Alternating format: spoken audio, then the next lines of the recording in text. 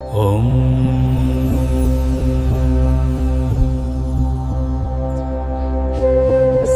శివపురాణం. ఓం ఓం నమ శివాయ. శ్రీ గణేశాయ నమ.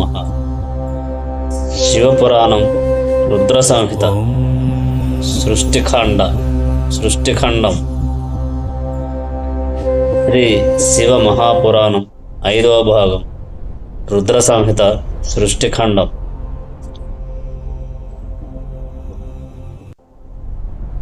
శ్రీ గణేశాయ నమః. గౌరీశంకరాభ్యాయ నమః. గౌరీశంకరాభ్యాం నమః. అద ద్వితీయ రుద్ర సంహిత ప్రారంభతే. శ్రీ గణేశునకు శ్రీ గౌరీశంకరులకు నమస్కారం. ఇప్పుడు రెండవదియగు రుద్ర సంహిత ఆరంభింపబడుచున్నది. శ్లోకం. విశ్వోద్భావ స్థితి లయాధీశ హేతుమేకం గౌరీపతిం విదిత తత్వమనంతకీర్తిం మాయాశ్రయం విగతమాయ మచింత్య రూపం బోధస్వరూపమమలం ఈ శివం నమామి.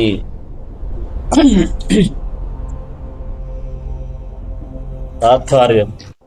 జగత్తు యొక్క సృష్టి స్థితి లయములకు కారణమైన వాడు, గౌరీదేవికి భర్త అయినవాడు, తత్వములను ఎరిగిన వాడు, అనంతమైన కీర్తి గలవాడు, మాయకు ఆశ్రమైన వాడు, మాయచే ప్రభావితుడు కానివాడు, మనస్సుచే కూడా ఊహించుటకు సఖ్యం కానివాడు, జ్ఞానస్వరూపుడు, నిర్దోషుడు అగు శివునకు నమస్కారం.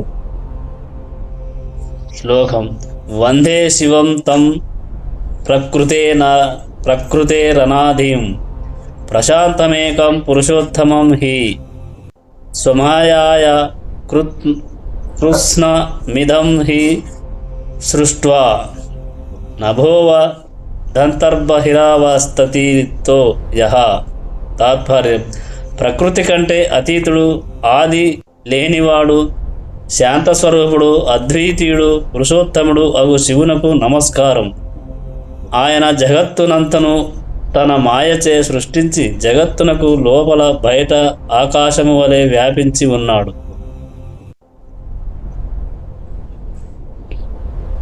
శ్లోకం.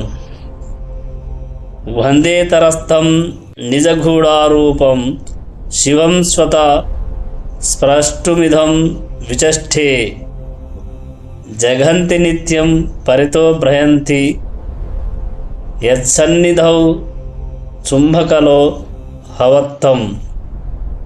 తాత్పర్యం. శివుడి జగత్తును తన స్వరూపము నుండియే సృజించి సర్వమును వ్యాపించి ఉన్నవాడై తన గూఢ రూపమునందు ప్రతిష్ఠుడై ఉన్నాడు. అయస్కాంత సన్నిధిలో లోహశకముల వలె ఈ భువనములు నిత్యము ఆయన చుట్టూ తిరుగుచున్నవి. అట్టి శివునకు నమస్కారం. వ్యాసుడిలా అంటున్నాడు. ఒకప్పుడు నైమిషారణ్యంలో శౌనకాది ఋషులు సూతుణ్ణి భక్తితో ఇలా ప్రశ్నించారు. ఓ సూతముని, ఇంతవరకు నువ్వు చేసిన విద్యేశ్వర సంహిత ప్రసంగాన్ని మేము విన్నాము. శంకర దివ్యగాథ శ్రవణ పేయగా ఉంది. మాకు సంపూర్ణంగా చెప్పు. ఆయన నిర్గుణుడైన సగుణుడెలా అయ్యాడు? ఆయన అవ్యక్త రూపమెట్టిది? స్థితికాలంలో ఆయన కార్యనిర్వహణం ఎలా ఉంటుంది? లయకాలంలో ఆయన క్రీడ ఎట్టిది? ఆయన ఎలా ప్రసన్నుడవుతాడు? ఆయన యొక్క ఆవిర్భావాన్ని, ఉమాదేవి ఆవిర్భావాన్ని, వారి వివాహాన్ని, వారి గృహస్థాశ్రమ గాథలను, లీలా విశేష వైభవాలను, ఇంకా నీకు తెలిసిన విశేషాలను సవివరంగా చెప్పవలసింది. మునులు శ్రద్ధకు సంప్రీతుడైన సూతుడిలా చెప్పసాగాడు. మహర్షులారా, శివుని కళ్యాణ గాథలు గంగాజలం వలె స్వచ్ఛమైనవి. ఇండుప గింజ చిన్నదైనా దాని గంధం జలంలో ఉన్నంత బురదను తొలగించి ఎలా శుద్ధి చేస్తుందో అలాగే శివగాథలు మనోమాలిన్యాన్ని తొలగిస్తాయి. ఒకప్పుడు విష్ణు ప్రేరితుడైన నారదుడు తన తండ్రి అయిన బ్రహ్మగారిని జిజ్ఞాసతో మీరడిగిన ప్రశ్నలనే అడగగా బ్రహ్మగారిచ్చిన సమాధానాన్ని మీకు చెబుతున్నాను వినండి. నారదుని తపస్సు. ఒకప్పుడు బ్రహ్మమానసపుత్రుడు మునిశ్రేష్ఠుడు అయిన నారదుడు తపోదీక్షయందు నిష్ట కలిగి హిమాలయగిరి భూముల అన్వేషింపగా పరమసుందరమైన ఒక గుహ కనిపించింది. దాని చెంతనే గంగానది ప్రవహిస్తుంది. ఆ ప్రదేశం మిక్కిలి అనుకూలమని ఎంచి ఆ ముని పుంగవుడు దృఢాసన బద్ధుడై ప్రాణాయామం చేసి మౌని అయి దీర్ఘకాలం తపశ్చర్య కొనసాగించాడు. అతని తీవ్ర తపోనిష్టకు స్వర్గాధిపతి అయిన ఇంద్రుని మనస్సు భయవిహ్వలమైంది. తనకు పదవీ భ్రష్టత్వం సంప్రాప్తిస్తుందనే శంకతో ముని తపస్సును భగ్నం చేయ నిశ్చయించి మన్మధుని స్మరించాడు. వెంటనే విచ్చేసిన కందర్పుని రాక చూసి, మిత్రమా, నా రాజ్య సుస్థిరత్వం నీ మీద ఆధారపడి ఉంది. నారదుడు దుస్సహమైన తపస్సులో మునిగి ఉన్నాడు. ఎలాగైనా విఘ్నం చేయవలసింది అని పరిపరి విధాల కోరగా అదెంత పని అని దర్భంతో కందర్పుడు వసంతుని వెంట తీసుకొని బయలుదేరాడు. ఇద్దరూ కలిసి నారదముని తపస్సు చేసుకుంటున్న పవిత్ర భూమికి వచ్చి తమ నేర్పును, చాతుర్యాన్ని, కళా ప్రావీణ్యాన్ని, మాయలను ప్రదర్శించారు. విరితేనెల కాల్వలతో రాలిన కుసుమ పరాగపు రాసులతో, నానావిధ పుష్ప పరిమళాలతో, భ్రమరకుల ఝంకారంతో, శుకపిక శారిఖాది కలకలలతో, అంగనా మనుల కిలకిలలతో, సెలయేరుల గలగలలతో ఆ వనం చతుర్విధ వాద్య సమ్మేళనంతో, నాట్యమేళంతో మహోత్సవంగా సాగిపోతున్న అద్భుత నర్తన మంటపంలా ఉంది. మన్మథ ప్రతాపం వెళ్ళి విరుస్తోంది. నారదుడు ధీరుడై ఎట్టి వికారాన్ని పొందక నిర్వికారుడై తన తపస్సును కొనసాగిస్తూనే ఉన్నాడు. మారుడు అహంకార దూరుడై శరచాపాలను వదలి పరాజయ భారంతో సురాధిపతి చెంతకు వెళ్ళాడు. మునులారా, ఆ స్థలంలో మన్మథ ప్రభావం నిరుపయోగం. ఎందుకంటే ఈశ్వరుడు ఉగ్ర తపస్సు చేసి మన్మధుని దహించిన స్థలం అది. అనంగుడు అలా అమరాధిపతిని చేరి నారద ప్రభావాన్ని విన్నవించి తన స్వస్థలానికి చేరుకొన్నాడు. అమరాధిపతి మనసులో నారదుని ప్రశంసించాడు. ఈశ్వరానుగ్రహంచే నారదుడు మరికొంతకాలం తన తపస్సును కొనసాగించి పూర్ణత్వం లభించిందనే విశ్వాసంతో తపస్సును విరమించాడు. ఆయన శివమాయ మోహితుడై పూవింటి వానిపై విజయం తన ప్రభావమే అని భ్రమించాడు. తన మహిమను శివునికి చెప్పి ప్రశంసలను పొందాలనే ఉబలాటంతో వెంటనే కైలాసానికి బయలుదేరాడు. వెళ్ళి రుద్రునకు నమస్కరించి తన విజయగాథను ఉత్సాహంతో విన్నవించాడు. దానిని విన్న రుద్రుడు విస్మితుడై వివేకాన్ని కోల్పోయిన నారదునితో, వత్సా నారదా, నీవు ప్రాజ్ఞుడవు, ధన్యుడవు. ఈ విషయాన్ని ఇతరుల వద్ద చెప్పకు, పరిహాసపాత్రుడవుతావు. నీలోనే రహస్యంగా దాచుకో. విష్ణువు వద్ద అసలు ఈ ప్రసంగం చెయ్యకు అని పలుమార్లు హెచ్చరించినా నారదుడు చెవిని పెట్టలేదు. మునులారా, భావి కర్మ చాలా బలీయమైనది. కర్మ ఎప్పుడు ఈశ్వర ప్రేరితమే. కర్మ ప్రేరితుడై ఆ ముని బ్రహ్మలోకానికి వెళ్ళి పితామహునకు నమస్కరించి తన కామ విజయగాథను వివరించాడు.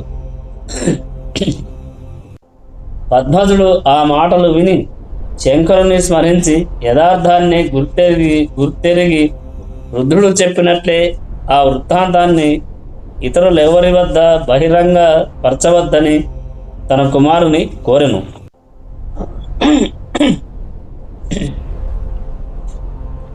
మాయా ప్రభావితుడైన నారదుడు తన తండ్రి గారి మాటలను పెడచెవిన పెట్టి కమలనాభుని దర్శించాడు. నారాయణుడు సర్వము తెలిసినవాడే అయినా నారదునికి స్వాగత సత్కారాలను చేసి నీ రాకలో గల ఆంతర్యమేమిటి అని ప్రశ్నించాడు. కామ విజయ గర్వితాహంకార వర్ధితుడైన నారదుడు యథావత్తుగా తన విజయాన్ని వర్ణించాడు. అప్పుడు సత్యాన్నెరిగిన పద్మనాభుడు చమత్కారంగా ఇలా అన్నాడు. ఓ ముని సత్తమా, నువ్వు బ్రహ్మజ్ఞాన కళానిధివి కదా. భక్తి జ్ఞాన వైరాగ్యాలు లేని వానిని హరిషడ్వర్గాలు బాధిస్తాయి. కానీ నీ వంటి నైష్టిక బ్రహ్మచారిని జన్మ ప్రభృతి వికారములు లేని వానిని బాధింపవు కదా. నీకు కామ వికారం లేదు, ఉండదు కూడా. హరి యొక్క పలుకులలోని అంతర్యాన్ని గ్రహించలేని నారదుడు మరింత గర్వితుడై లోక సంచారానికి బయలుదేరాడు. నారదుని మోహం. నారదునికి తత్వజ్ఞానాన్ని ఉపదేశించాలనే సంకల్పంతో మాయా విశారదుడైన విష్ణువు ముని వెళ్ళే మార్గంలో సుందర నగరాన్ని సృష్టించాడు. అది వైకుంఠాన్ని మించి ఉంది.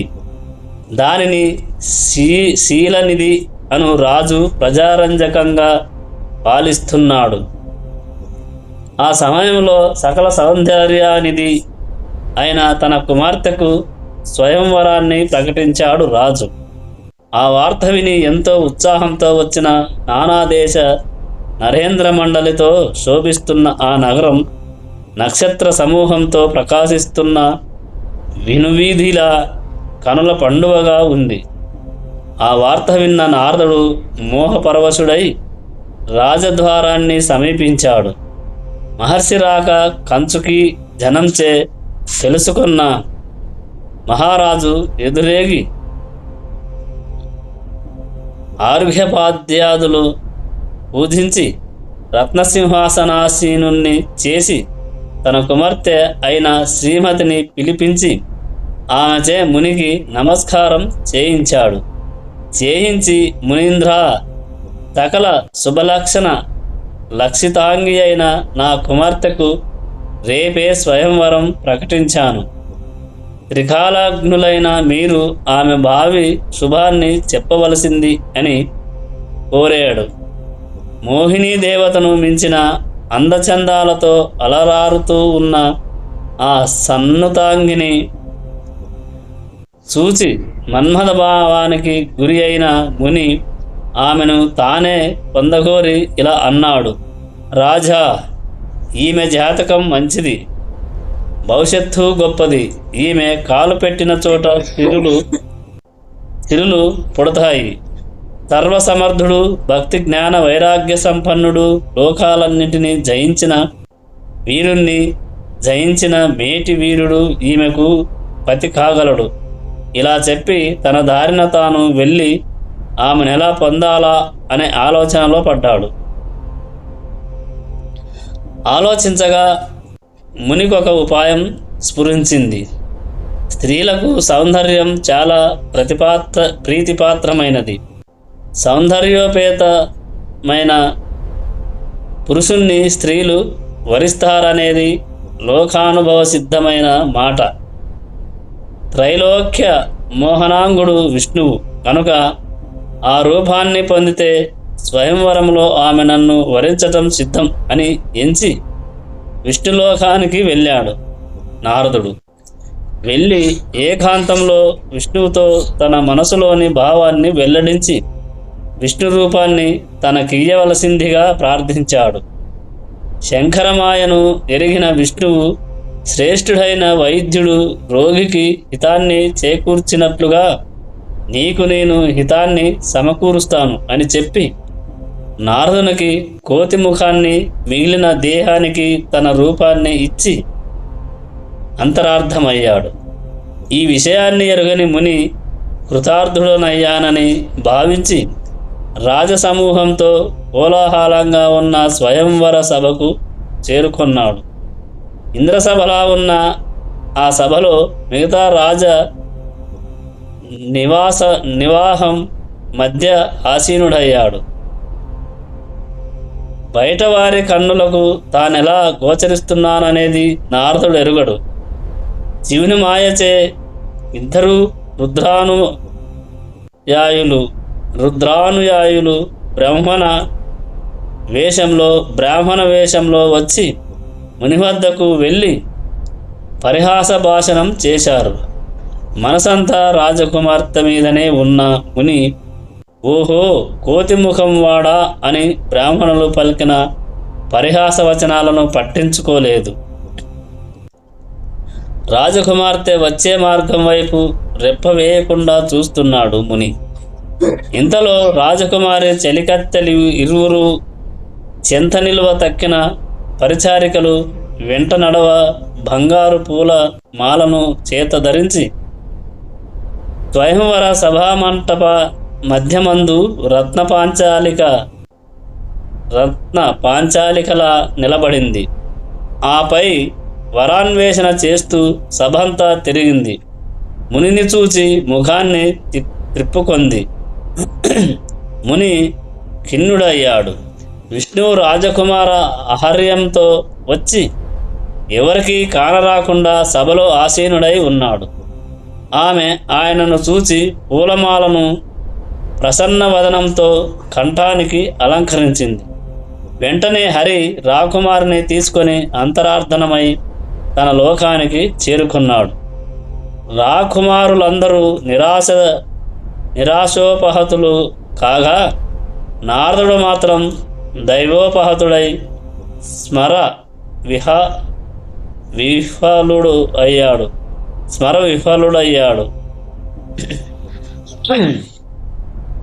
అప్పుడు జ్ఞాన విశారదులైన రుద్రానుచరులిద్దరూ మదనజ్వర పీడితుడైన మునిచెంతకు వచ్చి ఓ నారద, స్వర్ణ ప్రతిమ వంటి ఆ రాకుమారి నిన్ను వరించలేదని కదా దుఃఖంచే బాధపడుతున్నావు. కపిముకుడవైన నిన్ను ఆ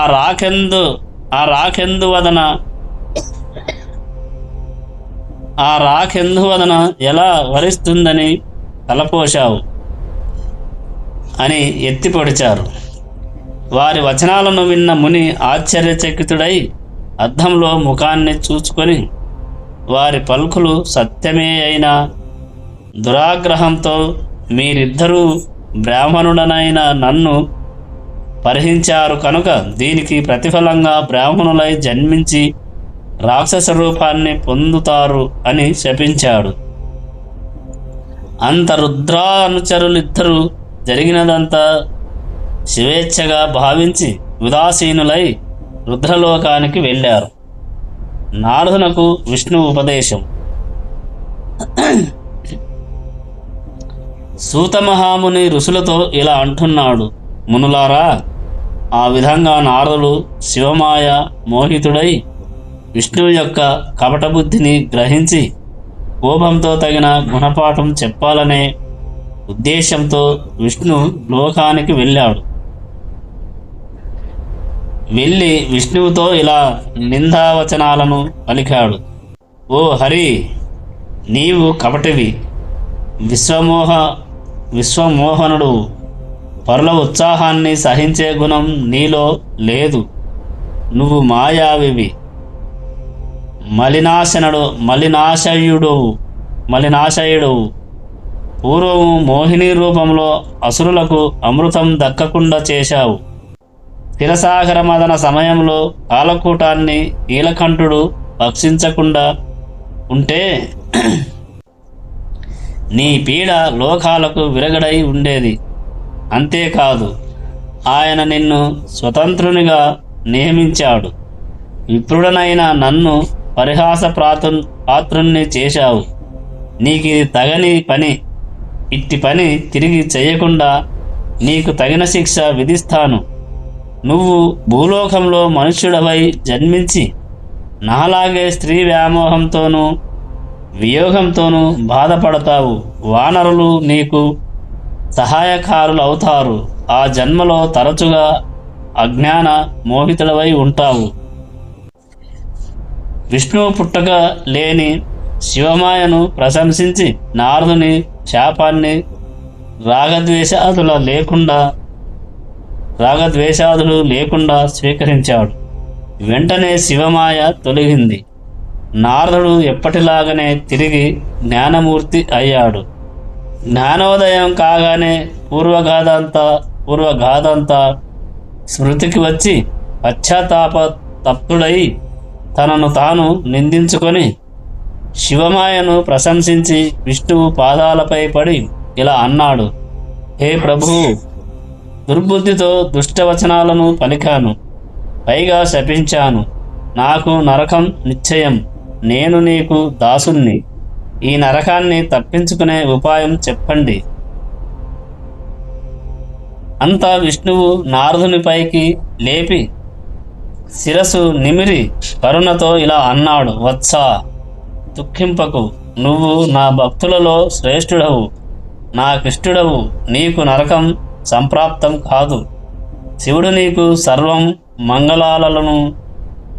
మంగళాలను అనుగ్రహిస్తాడు. అంతా శివేచ్ఛయే.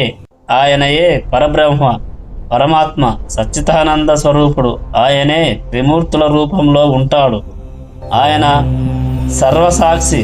నీకు సర్వపాప క్షయము, ముక్తిదాయకము అయిన ఉపాయాన్ని చెబుతాను విను. నువ్వు సర్వదా శివుని యశస్సుని గానం చెయ్యి. వారణాసి నగరానికి వెళ్ళి విశ్వేశ్వరుణ్ణి సందర్శించు. మృత్యుంజయుని గుణగణాలను గానం చెయ్యి. అక్కడ నీ కన్నీ శుభాలే కలుగుతాయి. ఆ పైన ఆజ్ఞానుసారంగా బ్రహ్మలోకానికి వెళ్ళి నీ తండ్రి అయిన బ్రహ్మను సందర్శించు. ఆయన నీకు శివమహత్యాన్ని చెబుతాడు. నీ దురితలాన్ని క్షయమవుతాయి అని విష్ణువు చెప్పాడు. నారదుడు తండ్రిని ప్రశ్నించుట. మునులతో సూత మహర్షి ఇలా అంటున్నాడు: మునులారా, విష్ణువు యొక్క ఉపదేశానుసారంగా నారద మహర్షి భూలోకంలో గల శైవ క్షేత్రాలన్నింటినీ ప్రీతితో సందర్శిస్తూ ఆ క్షేత్ర మహిమలను విని పరవశిస్తూ గానం చేస్తూ కాశీనగరానికి వచ్చి చేరాడు. దివ్య జ్ఞాని అయిన నారదుడు భూలోకంలో శివక్షేత్ర దర్శనం చేస్తున్నాడని విని ఆ రుద్రానుయాయులైన బ్రాహ్మణులిద్దరూ కాశీక్షేత్రంలో నారదుని కలిసి దేవమునికి తల వంచి నమస్కరించి పాదాలను పట్టుకొని అనుగ్రహంతో శాప విముక్తిని ప్రసాదించవలసిందని కోరారు.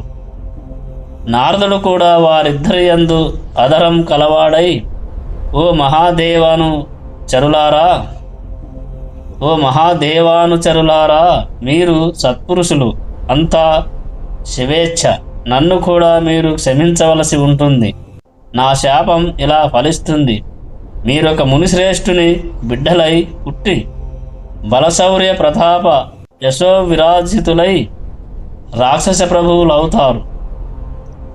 శివభక్తులై విష్ణువు చేతిలో హతులవుతారు, తిరిగి మీ లోకాన్ని చేరుకుంటారు అని శాపమోక్షాన్ని అనుగ్రహించాడు. నారదుని అదరవాక్కులకు సంతసించి రుద్రానుచరులు తమ స్వస్థానానికి తిరిగి వెళ్ళారు. నారదుడు కూడా కాశీనగరంలో అన్ని స్థలాలను సందర్శించి గంగా తీర స్నానఘట్టాలలో తీర్థస్నానం చేసి విశ్వేశ్వరుని సందర్శించి నోరారా కీర్తించి పరమానందంతో శివతత్వాన్ని తెలియగోరి బ్రహ్మలోకాన్ని చేరుకున్నాడు. బ్రహ్మను దర్శించి స్తుతించి శివతత్వాన్ని గూర్చి ఇలా అడిగాడు: హే తండ్రి, నీ స్రష్టువు నేను గతంలో నీ అనుగ్రహంతో విష్ణు కథలను విన్నాను. ఇప్పుడు శివగాథలను, శివతత్వాన్ని గూర్చి చెప్పండి. శివుడు సగుణుడు, నిర్గుణుడు ఎలా అయ్యాడు? సృష్టి స్థితి ప్రళయకాలములయందు ఆయన లీలా విలాసం ఎలా ఉంటుంది? ఆయనెలా ప్రసన్నుడవుతాడు? ఆయనెలా ఫలాలనిస్తాడు? త్రిమూర్తుల పుట్టకను, ఉమ యొక్క ఆవిర్భావాన్ని, వివాహగాథను, గార్హస్థ్య జీవితాన్ని, ఇతర గాథలను చెప్పండి. విష్ణువు జన్మించుట. నారదుని మాటలను విన్న పితామహుడు లోకహితాన్ని కోరి ప్రశ్నించిన నారదునికి ఇలా చెప్పసాగాడు: కుమారా, నువ్వు లోకోపకారాన్ని కోరి ప్రశ్నించావు. విను, ఇది సర్వోత్కృష్టమైనది. ఆదిలో, సృష్టికి ముందు, ఆదిలో అంతా అంధకార బంధురంగా ఉండేది. సూర్యచంద్ర గ్రహ నక్షత్ర సప్తర్ష మండలాలు లేవు. పంచభూతములు లేవు, దిక్కులు లేవు, కాలం లేదు. వేదములో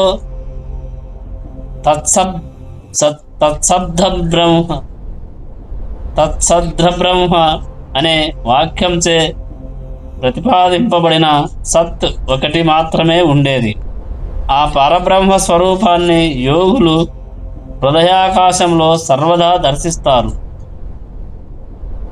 అది మూర్తము కాదు, అమూర్తము కాదు, వాక్కుకు అందే విషయం కాదు, మనస్సుకు అందేది కాదు. దానికి నామరూపాదులు లేవు. దానికే వర్ణము, రంగు, బ్రాహ్మణాది భేదాలు లేదు. స్థూల సూక్ష్మాది భేదాలు లేవు. అది దృష్టం కాదు, అదృష్టం కాదు. అది సత్యం, జ్ఞానం, అనంతమును, పరమానంద ఘనము, పరంజ్యోతి స్వరూపము అయిన దానిని గూర్చి శృతి ఆస్తి ఉన్నది అని, ఆస్తి అని మాత్రమే చెప్పగలుగుతుంది. శృతి ఉన్నది అని మాత్రమే చెప్పగలుగుతుంది. కుమారా నారద, వేదమే చెప్పలేని దానిని మనమెలా చెప్పగలం? అది పొడుగు కాదు, పొట్టి కాదు. అది పెరగదు, తరగదు. దానికి చావు పుట్టుకలు లేవు. అది ఏ ప్రమాణాలకు అందదు. అది స్వతంత్రమైనది. దానికి ఏ ఆధారము లేదు. అది ఏ పరిణయము చెందదు. దానికి ఆకారము లేదు. అది వికారాలు లేనిది. దానికి గుణాలు లేవు. అది లేనిది, ఉన్నది కూడాను. అది దూరం కాదు, దగ్గర కాదు. అది మాయాతీతమైనది. దానికి అద్యంతాలు లేవు. దానికంటే భిన్నమైన ద్వితీయ వస్తువు లేదు. ఈ విధంగా పరబ్రహ్మమును గూర్చి స్వరూప తటస్థ లక్షణాలు మాత్రమే ఊహింపబడతాయి. అది చైతన్య ఘనం. కుమారా, అట్టి పరమాత్మకు ద్వైతంలో కోరిక కలిగింది. నిరాకారుడైన ఆ పరమాత్మ తన లీలచే సర్వైశ్వర్య గుణోపేతము, సర్వజ్ఞాన యుతము, సర్వమంగళకరము అయిన స్వీయమూర్తిని కల్పించాడు. లీల అంటే తనకంటే వేరైనది అని అర్థం కాదు. ప్రవాహ రూపమైనది అని అర్థం. అలా కల్పింపబడిన మూర్తియే ప్రధానము. ప్రకృతి, మాయ, త్రిగుణాత్మిక పరాశక్తి, సమష్టి బుద్ధితత్వానికి జనని, వికృతవర్జిత, అంబిక, ఈశ్వరి, త్రిదేవ జనని, నిత్య, ఇలా అనేక నామాలతో వ్యవహరింపబడుతూ ఉంది.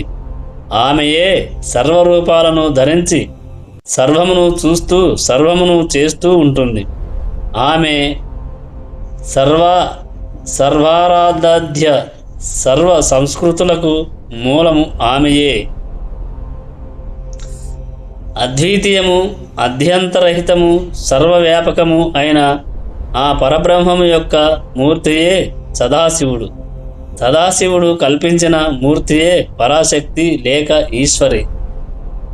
కుమారా, త్రిమూర్తులకు సైతం తల్లి అయిన ఆ పరాశక్తి 8 భుజాలు కలిగి ఉంటుంది. ప్రసన్న వదన ఆమె ముఖం అనంతకోటి పూర్ణిమాచంద్రుల వెన్నెల వెలుగులతో నిత్యము ప్రకాశిస్తూ ఉంటుంది. పరిపూర్ణంగా వికసించిన పద్మాల శోభను ధిక్కరించే ఆమె నేత్రాలు కరుణారస తరంగితమైన దృక్కులు భక్తుల హృదయాలను ఆహ్లాదపరుస్తూనే ఉంటాయి. ఇక సదాశివుని తలపై మందాకిని, ఆయన బాలచంద్రధారి, 3 కన్నులు, 5 ముఖాలు, 10 చేతులు కలవాడు, త్రిశూలధారి. ఆయన భస్మోద్ధూళిత దూసరాంగుడు. ఆ సదాశివుడు శక్తితో కలిసి శివలోకం అనే క్షేత్రాన్ని నిర్మించాడు. ఆ ఉత్తమ క్షేత్రానికి కాశీ అని పేరు. అది సర్వశ్రేష్టమైన మోక్షపూరి. పార్వతీ పరమేశ్వరుల ప్రళయకాలంలో కూడా ఆ క్షేత్రాన్ని ఏనాడు విడవరు. అందువలనే దానికి అవిముక్తము అని పేరు. భక్తులకు ఆనందాన్నిస్తుంది కనుక ఆనందవనమని పేరు. ఈ విధముగా పార్వతీ పరమేశ్వరులు ఆ ఆనందవనంలో పరమానంద భరితులై రమిస్తుండగా మరి ఒక పురుషుని సృష్టించి వాని యందు సృష్టి భారాన్నుంచి మనమిద్దరము సుఖింతుముగాక అనే కోరిక వారిద్దరికీ కలిగింది. ఆ పురుషుడు నా అనుగ్రహం చేతనే సర్వమును సృజించి ప్రళయకాలమునందు సర్వమును ఉపసంహరించుగాక అని సంకల్పించి తన ఎడమ భాగమునందు అమృతాన్ని చిలికించగా అప్పుడు త్రిలోకసుందరుడైన పురుషుడు ఆవిర్భవించాడు. అతడు శాంతుడు, సత్వగుణ ప్రధానుడు, గాంభీర్యుడు, క్షమాయుక్తుడు, ఇంద్రనీల ద్యుతి సన్నిభుడు, పుండరీకాక్షుడు, సువర్ణ పితాంబరధారి. అలా ఆవిర్భవించిన ఆ పురుషుడు శంభునకు నమస్కరించి, స్వామి, నాకు నామ సంస్కారాన్ని చేసి కర్తవ్యాన్ని కూడా ఆదేశించండి అని కోరగా శివుడిలా అన్నాడు, కుమారా,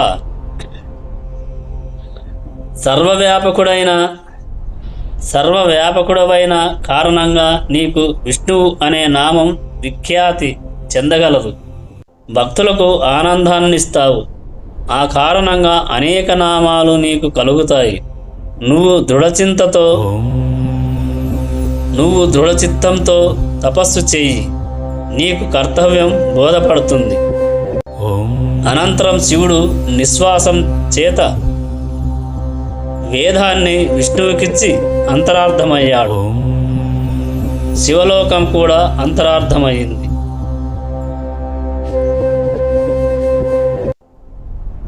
శివాజ్ఞను అనుసరించి అచ్యుతుడు 12,000 దివ్య సంవత్సరాలు కఠోర తపస్సు చేసినా శివ సాక్షాత్కారం కాలేదు. కర్తవ్యం తెలియలేదు. విష్ణువు సంశయపన్నుడై అధరంతో శివుణ్ణే స్మరిస్తూ కర్తవ్యాన్ని గురించి చింతిస్తుండగా శివుని నుండి సంశయ నివారణార్థం మరలా తపశ్చర్యకు పూనుకోవలసింది అనే అంతర్వాణి వినవచ్చింది.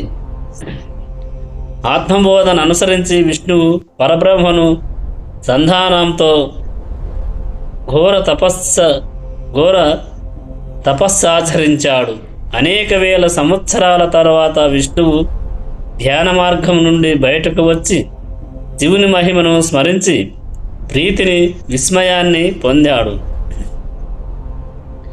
ఆ సమయంలో అత్యంత అద్భుతమైన రీతిలో శివమాయ ప్రభావంచే అతని శరీరం నుండి అనంత జలధారలు బయటకు వచ్చాయి. సర్వము జలమయమైంది.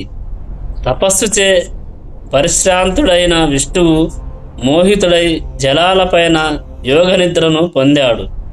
శృతి సమ్మతమైన నారాయణ శబ్దం విష్ణువుకు ఆ కారణంగానే కలిగింది. ఆ పురుషుడు తక్కిన ప్రకృతి వికారాలేమి అప్పుడు లేవు.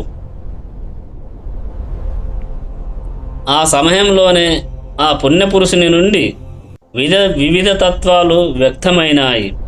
పురుషుని నుండి ప్రకృతి నుండి మహత్తు, దాని నుండి సత్వర జస్తమో గుణాలు పుట్టాయి. ఈ గుణభేదంచే 3 విధాలైన అహంకారం, దాని నుండి పంచన్మాత్రలు, దాని నుండి పంచస్థూల భూతాలు, దాని నుండి పంచ జ్ఞానేంద్రియాలు, పంచ కర్మేంద్రియాలు పుట్టాయి. నారదా విను, ఆ పుణ్యపురుషుడు ప్రకృతి నుండి పుట్టిన తత్వాలన్నీ జడములే. విష్ణువు ఈ 24 తత్వాలను ఏకం చేసి దానిని శివుని ఇచ్చచే తన అంతర్యంలో ఉంచుకొని పరబ్రహ్మ స్వరూపమైన జలములపైనే యోగనిద్ర పరవశుడై నిద్రించాడు. విష్ణు బ్రహ్మల వివాదం. బ్రహ్మంగారు నారదునికి చెప్పిన విషయాన్ని సూతుడు మహర్షులకిలా చెప్పసాగాడు. మునులారా, నారాయణుడు ఆ విధంగా యోగనిద్రా పరవశుడు కాగానే శంకర సంకల్పానుసారంగా అతని నాభి నుండి అసంఖ్యాక నాళములు కలిగి అనంతకోటి విస్తీర్ణమైన ఒక మహాపద్మం ఆవిర్భవించింది. అది ప్రకృత తత్వాలన్నింటితో కూడి మహాజ్యోతి స్వరూపంగా దివ్య ప్రకాశమానంగా ఉంది. అప్పుడు పరమేశ్వరుడైన శంకరుడు తన దేహం యొక్క కుడి భాగం నుండి బ్రహ్మగారిని సృష్టించి తన మాయచే ఆ నాభి పద్మం నుండి ఆవిర్భవింపజేశాడు.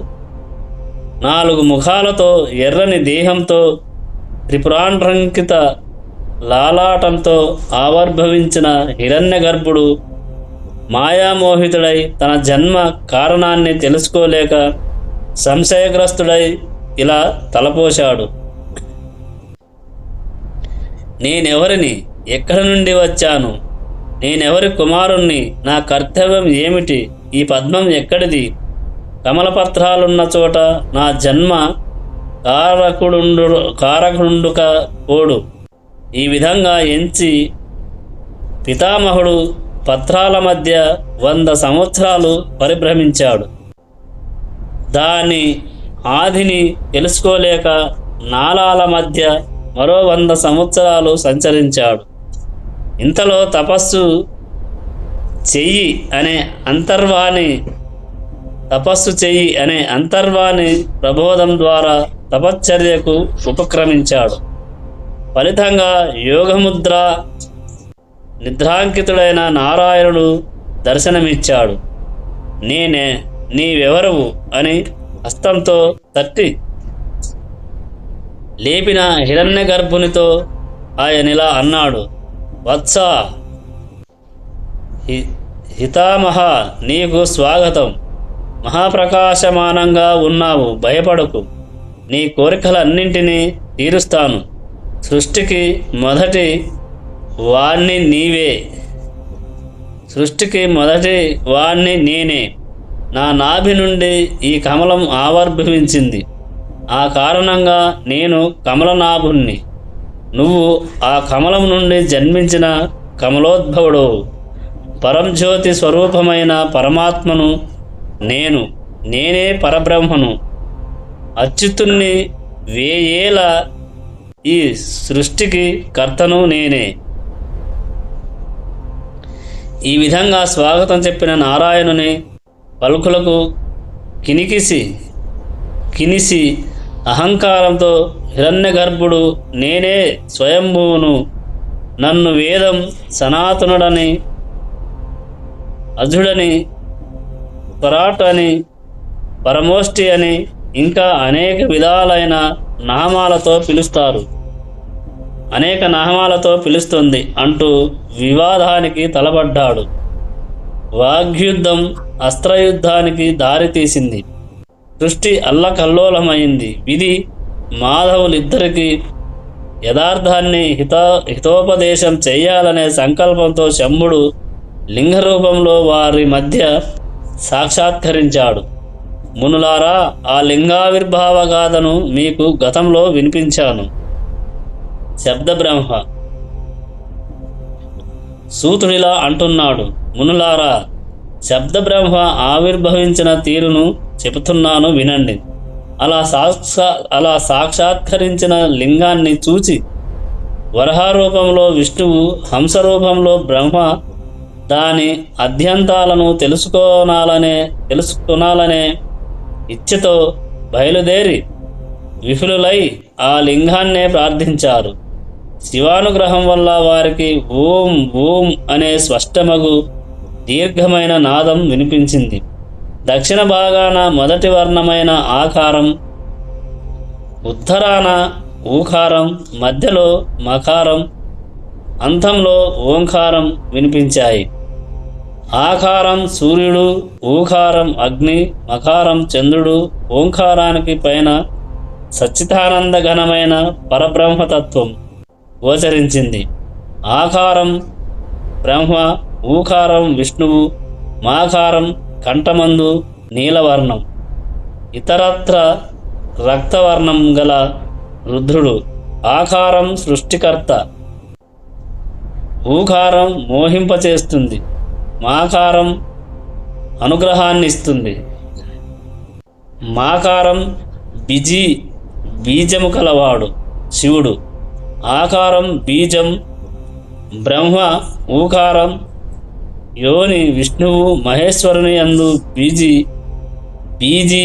బీజము యోని ఐక్యమవుతాయి. సృష్టి ప్రారంభంలో బీజి తన ఇచ్ఛచే తనను తాను విభజించుకొని ఆకార ఊకారాలతో కలిసి సువర్ణాండంగా అయింది. దాని లక్షణం అవిదితం. ఆ దివ్యమైన అండం నీటిలో 1000 సంవత్సరాలు ఉండి ఈశ్వర సంకల్పం చేత 2 ముక్కలయ్యింది. పైభాగం కపాలం, ద్యూలోకం, క్రిందనున్న సగభాగం శబ్ద స్పర్శరూప రసగంధాదులతో కూడిన పృథ్వీ అయ్యింది. ఆ అండం నుండే 4 ముఖాలు గల బ్రహ్మ జన్మించాడు. ఖాకారం అయిన సంజ్ఞ ఆయన సమస్త లోకాలను సృష్టించాడు. ఈ విధంగా ప్రభువైన మహేశ్వరుడు 3 రూపాలను ధరించాడు. ఓంకారం పరమేశ్వరుని నిర్దేశిస్తున్నదని యజుర్వేదం అంటోంది. ఋగ్వేద, సామవేద మంత్రాలు కూడా ఆ ప్రతిపాదనను అంగీకరించాయి. ఇంతలో బ్రహ్మ, విష్ణువు నిరువురు 5 ముఖాలు 10 భుజాలు గల పరమేశ్వర రూపాన్ని చూశారు. నాదరూపుడైన ఈశ్వరుడు తన తత్వాన్ని తానే ప్రకటించాడు. మునులారా, ఆ స్వరూపాన్ని వివరిస్తాను వినండి. ఆకారం పరమేశ్వరుని శిరస్సు. ఆకారం పరమేశ్వరుని శిరస్సు. ఆకారం లాలాటమును. ఈకారం కుడి కన్ను. ఈకారం ఎడమ కన్ను. ఉకారం కుడి చెవి. ఊకారం ఎడమ చెవి. రుకారం కుడి చెక్కిలి. రూకారం ఎడమ చెక్కిలి. లూకారాలు నాసారంధ్రాలు. ఏకారం పై పెదవి. ఐకారం క్రింద పెదవి. ఓకారం మరియు ఔకారం పంక్తిద్వయం అం అహ ఇవి తాలు స్థానాలు.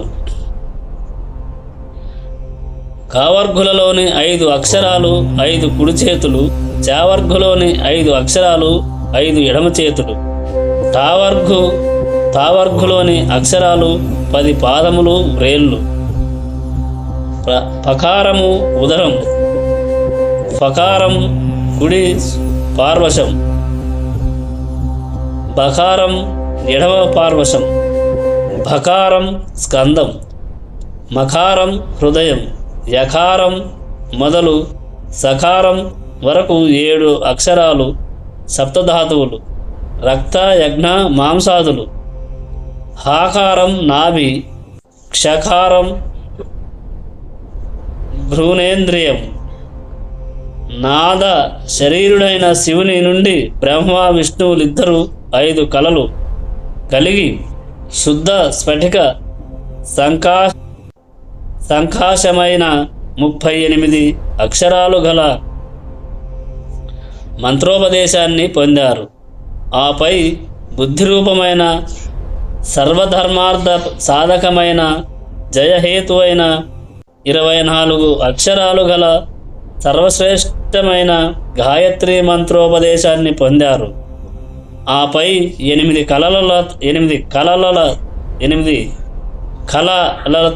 కళలతో కూడి శత్రు సంహారం చేసే 30 వర్ణాలు గల మంత్రాన్ని ఉపదేశం పొందారు.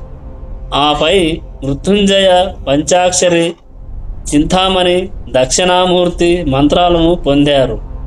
తత్వమసి అనే వాక్యాన్ని చివరగా శివుని నోటి నుండి ఉపదేశాన్ని పొంది బ్రహ్మ విష్ణువులిద్దరూ కృతార్థులయ్యారు. కృతజ్ఞలతో స్తుతించారు. వారి స్తోత్రానికి ప్రసన్నుడైన శివుడు విష్ణువుకు వేదాన్ని శ్వాస ద్వారా ఉపదేశించాడు. అంతా వారిద్దరూ శివపూజా విధానాన్ని, ధ్యాన పద్ధతిని, కర్తవ్యోపదేశాన్ని చేయవలసిందని కోరగా శివుడిలా ఉపదేశించాడు.